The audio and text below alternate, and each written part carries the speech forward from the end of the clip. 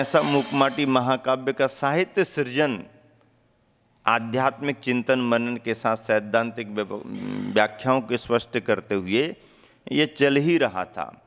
समापन स्वयं गुरुवर ने अपनी लेखनी में लिखा है कि अथ मड़िया जी में हुआ और इति समापन नैनागिर जी में हुआ, तब जब यहाँ पर पंचकल्याण गजरथ हुआ, ऐसा करके मूकमाटी में लिखा हुआ है। तो दूसरा ये कार्य भी नैनागिर जी में संपन्न हुआ। समोसरण का पंचकल्याण बड़ी प्रभावना के साथ संपन्न हुआ और इतने सारे प्राणी आए थे जिनकी चिंता कर रहे थे कि पानी कहाँ से मिलेगा। वो जो फेल हो गया था बोर, वहाँ से पानी निकला और सुनते तो ऐसा है कि जैसे ही संघ का विहार हुआ और उस गड्ढे में से बोर का पानी जो था चला गया। कुछ समय बाद लोगों ने आचार्य श्री को आकर के बताया तो आचार्य श्री भी आश्चर्यचकित हुए और यही कहा आचार्य श्री ने कि देखो, मैंने तो कहा ही था कि जो लोग आते हैं अपना भाग्य लेकर के आते हैं, पुण्य लेकर के आते हैं। इतने प्राणी आए तो वो अपने भाग्य में पानी भी तो लेकर के आए। इसलिए धर्म के कार्यों को उत्साह से करना चाहिए, बहुत ज़्यादा चिंता करने की जरूरत नहीं। बंडा में आचार्य श्री का कुछ समय प्रवास हुआ, समाज को लाभ मिला। वहाँ से विहार करके गुरुवर के चरण ललितपुर की ओर बढ़े। ललितपुर का प्रवास आचार्य श्री का संघ के साथ पहला प्रवास था। प्रारंभ में जब बुंदेलखंड में प्रवेश कर रहे थे उस समय 4 क्षुल्लक दीक्षाओं को लेकर के सोनागिरी से आगे बढ़े थे, तो अल्प प्रवास ललितपुर में 1 आध दिन का संभवतः हुआ और वहाँ से विहार हो गया था। लेकिन अब बहुत लंबे समय के बाद जबकि समाज बहुत बार बार आ रही जा रही निवेदन कर रही, तो ग्रीष्म काल को ध्यान में रख कर के आचार्य श्री का विहार ललितपुर की ओर हुआ। ललितपुर में पहले से ही क्षुल्लक गुण सागर जी विराजमान थे, उनका प्रवास वहाँ पर था। वह आचार्य श्री से पहले से ही परिचित थे। आचार्य श्री की सेवा में कहें घर में थे तब से, अजमेर से, या कहें कि वो क्षुल्लक जी बनने के बाद भी सुमत सागर जी आचार्य महाराज थे, उनके वो शिष्य थे, क्षुल्लक दीक्षा उनसे ली थी। गुण सागर जी और सन्मति सागर जी 2 महाराज जियों का नाम सभी जानते हैं। बुंदेलखंड में उनका अच्छा लाभ मिला सभी युवा पीढ़ी के लिए। गुण सागर जी आचार्य श्री से परिचित थे। आचार्य श्री की सेवाओं में वैयावृत्ति में भी वो पहले 1-2 बार रह चुके थे।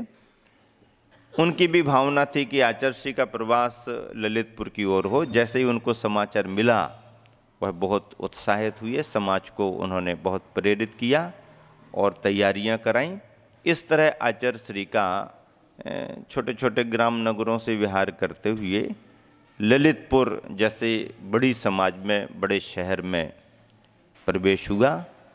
अटा मंदिर में भव्य अगवानी हुई और क्षेत्रपाल जी में जाकर के आचार्य श्री संघ के हिसाब से बड़ी जगह चाहिए तो वहाँ पर प्रवास हुआ।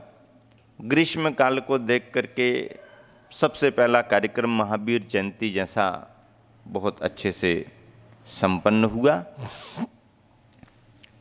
ग्रीष्मकालीन प्रवास में वाचना का क्रम चला। विद्वानों में मान्य विद्वान सभी आते ही रहते थे। पंडित जगन मोहन लाल जी सिद्धांत शास्त्री, पंडित पन्ना लाल जी साहित्याचार्य, पंडित दरबारी लाल जी कोठिया न्याय तीर्थ आदि आदि विद्वानों के साथ और भी फूलचंद जी वगैरह, कैलाश चंद जी वगैरह पंडित जी आते रहे। सभी के माध्यम से वाचनाएं चलती रहती थीं। इस वर्ष भी वाचना का क्रम बड़े उत्साह के साथ चला। हालांकि सठखंडागम सूत्र ग्रंथ की जो वाचना होती है वह संघ के लिए तो बहुत महत्वपूर्ण है, क्योंकि संघ का उतना अध्ययन रहता है और एक क्रम रहता है लेकिन नई नई समाजों में जाकर के वाचना होती है तो बाकी समुदाय को तो संघ विराजमान है, विद्वान वाचना कर रहे हैं, प्रश्नोत्तरी हो रही है, आचार्य श्री समाधान दे रहे हैं, ये देख देख करके ही आनंद होता है। और बहुतायत समाज को तो बस चौका लगाने का मौका मिलेगा, आचार्य श्री गर्मी में रहेंगे, ऐसा करके भैयावृत्ति मिलेगी, इसमें उनको आनंद आता। और संतुष्टि के लिए उनको भले ही षटखंडागम सूत्र ग्रंथों की वाचना का उतना मर्म, उतना अर्थ समझ में ना आए, पर बीच बीच की जो चर्चाएं होती हैं उनसे उनको कुछ सार पकड़ में आता कि हाँ ये चर्चा है, इसका सार ये है। और रविवारी प्रवचन श्रृंखला जो चलती हैं आचार्य श्री के प्रवचन की, तो उसमें वो आनंदित होते रहते हैं, सुबह शाम की दिनचर्या में सम्मिलित होते हैं। तो लगभग वाचना में सामान्य जनों को तो यही लाभ है, संघ के लिए महत्वपूर्ण है। बड़े बड़े ग्रंथ थे आचार्यों के लिखे हुए, विद्वानों ने संपादन किया, ग्रंथ प्रकाशित हुए, उनका स्वाध्याय संघों के चलन में आए और उसमें क्या रहस्य हैं, कौन कौन सी नई बातें लिखी आचार्यों ने, वो सभी ख्याल में आने के लिए स्वाध्याय प्रारंभ किए गए। और इस तरह ग्रीष्मकालीन प्रवास अनेक कार्यक्रमों के साथ संपन्न हुआ। उसी प्रवास में संभवतया आचार्य धर्म सागर जी महाराज जी की समाधि और एक दूसरे प्रवास में या उसी प्रवास में आचार्य देशभूषण महाराज जी की भी समाधि के कुछ ऐसे समाचार मिले। समाधि समारोह भी मनाए गए क्योंकि पुराने आचार्य थे, मान्य आचार्य थे। और आचार्य धर्म सागर जी महाराज या देशभूषण जी महाराज जी का नाम इसलिए भी महत्वपूर्ण है क्योंकि उन्होंने उस समय में जब मुनियों की प्रभावनाएं विशेष रूप से नहीं थीं, बड़े बड़े कार्यक्रमों को संपन्न करा के समूचे देश में एक प्रभावना का वातावरण बनाया था।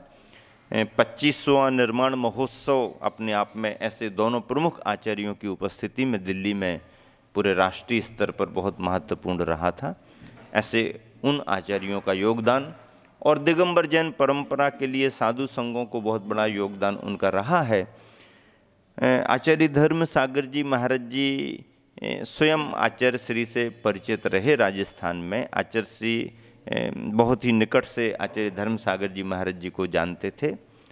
बहुत विनम्र भाव भी आचार्य श्री के मन में उनके प्रति आदर भाव बहुत था। आचार्य देशभूषण महाराज जी के संग में तो आचार्य श्री का प्रारंभिक जीवन ही आगे बढ़ा है, तो उस सभी से आचार्य श्री प्रभावित भी थे। ऐसे दोनों आचार्यों के संदर्भों को लेकर के अच्छे रूप में जब उनकी संलेखनाओं के समाचार मिले तो एक बहुत बड़ी सभा की गई। अब ये सभा संभवतः 2 बार वाचनाएं हुई ललितपुर में, तो पहली वाचना, दूसरी वाचना, कोई भी एक वाचना सन निकाल करके देखेंगे तो ख्याल में आ जाएगा, लेकिन ये स्मृति के विषय हैं, सन संवत आगे पीछे हो सकते हैं लेकिन संदर्भ सही है। ऐसा करके वाचना ग्रीष्मकालीन प्रवास के साथ संपन्न हुई। ललितपुर में वाचना हुई, लोगों ने बहुत ठंडक और आनंद महसूस तो किया, लेकिन संघ को बड़ी तपन महसूस हुई क्योंकि वो इलाका गर्मी में बहुत गर्म रहा करता है और सर्दियों में बहुत ठंडा भी रहता है। विद्वान बहुत आश्चर्यचकित रहते थे कि इतनी गर्मी में संघ कैसे बिना किसी साधनों के साधना करता है।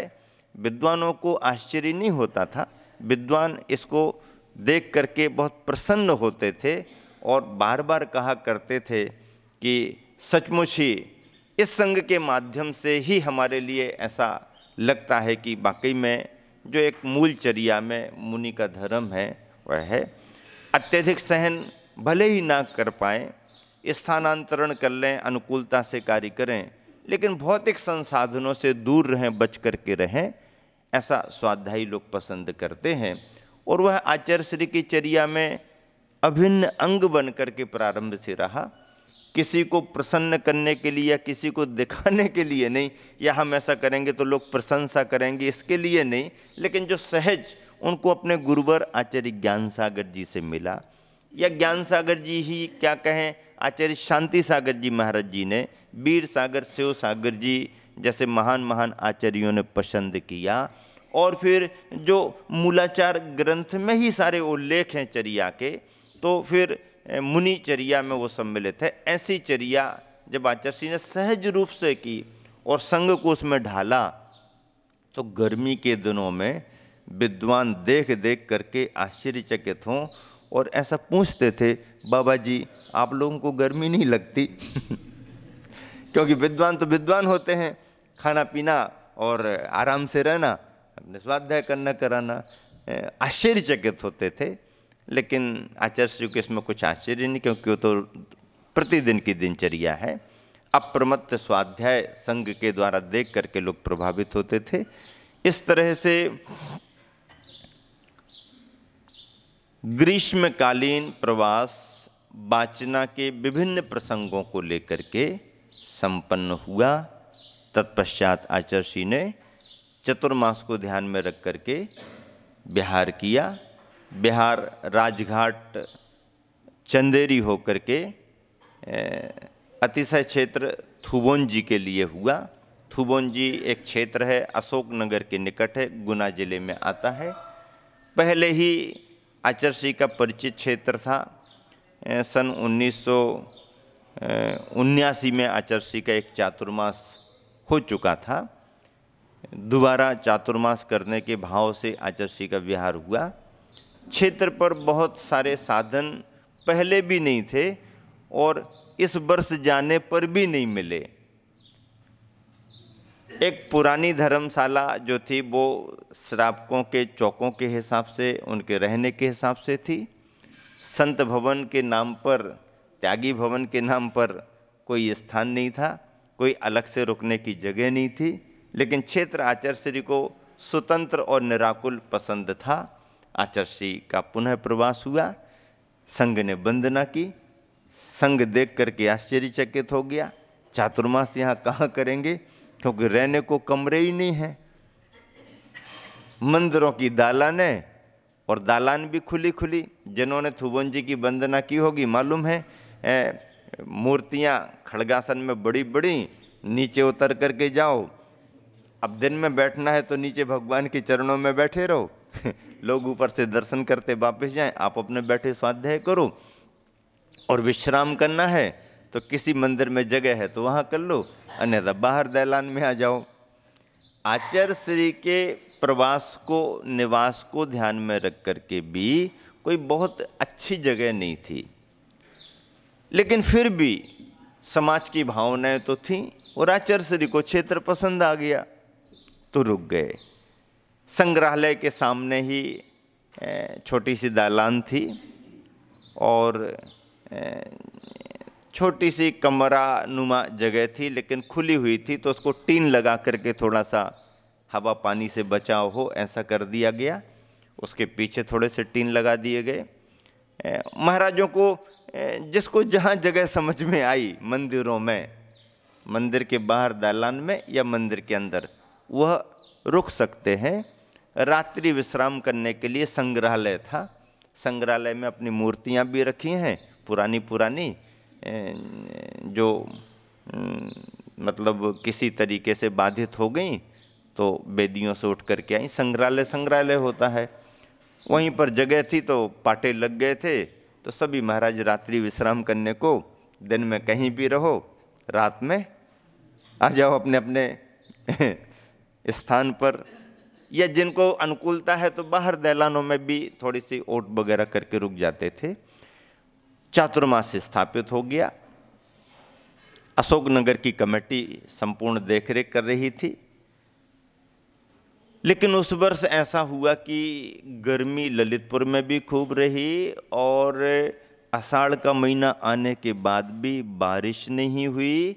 आषाढ़ क्या, सावन का महीना भी आ गया तो भी बारिश नहीं हुई। गर्मी का प्रकोप, और ऐसा होते करते करते 15, 20, 25 दिन ही निकले होंगे प्रारंभ के, 15-20 दिनों में ही संघ में अस्वस्थता बढ़ने लगी और धीरे धीरे करके मलेरिया बुखार फैलने लगा। ठंड लग करके बुखार आता है और ठीक करने को कड़वी दवा देना पड़ती है उसका सर्तियाँ इलाज है। सिंकोना पेड़ से निकलने वाली कड़वी दवा या गांव देहात में चलने वाला नहा की पत्ती का रस कड़वा कड़वा, ये एक सर्तियाँ देसी औषधि है और उसका सर्तियाँ इलाज होता है। तो ऐसा करके जिस जिसको आवश्यकता पड़ती गई आचार्य श्री बताते गए। आचार्य श्री स्वयं अस्वस्थता की चपेट में आ गए और ऐसा बुखार घेरा आचार्य श्री को कि चर्या बाधित होने लगी। संघ के महाराजों को भी बुखार आते जाते रहे, ठीक होते रहे, कोई 2 दिन, कोई 4 दिन, कोई 10 दिन में बराबर अपने आवश्यक ठीक ठाक से लगने लगे। लेकिन आचार्य श्री को बुखार ने बड़ी तीव्रता से घेरा और आचार्य श्री बार बार कहा करते थे संघ में कि मलेरिया बुखार जब भी आता था या आता है तो बोले वो तो लंबी मेहमानी करने के लिए हमारे पास आता है। कई बार आया और लंबे लंबे समय तक रहा। उस बार भी लक्षणों से मलेरिया बुखार ही मालूम हुआ। चिंता का विषय हुआ, स्वाध्याय भी रुक गया। धर्मशाला में जो जाकर के आहारचर्या होती थी उसमें भी अनुकूलता नहीं रही। तो श्रावक बंधुओं ने अपने कर्तव्य को समझते हुए पास में ही मंदिरों की दैलानों में चौका लगाना शुरू कर दिया और पास के पास आहारचर्या आचार्य श्री की होने लगी। स्थितियां बड़ी विषम बनी, चिंता का विषय बना, पूरा संघ चिंतित हो गया। समाज चिंतित तो होती ही होती है। विशेष रूप से स्वास्थ्य लाभ के लिए परामर्श लेने के लिए जयपुर से वैद्य सुशील कुमार जी को बुलाया गया। कटनी से रघुवर प्रसाद जी वैद्य करके अपने जैन समाज के ही थे, उनको भी बुलाया गया, परिचित थे वो। और भी जो भी जैन वैद्य रहे उनका भी आना जाना रहा। जैन डॉक्टर्स की तो कोई कमी रहती नहीं है, हर गांव में हर शहर में मिलते हैं।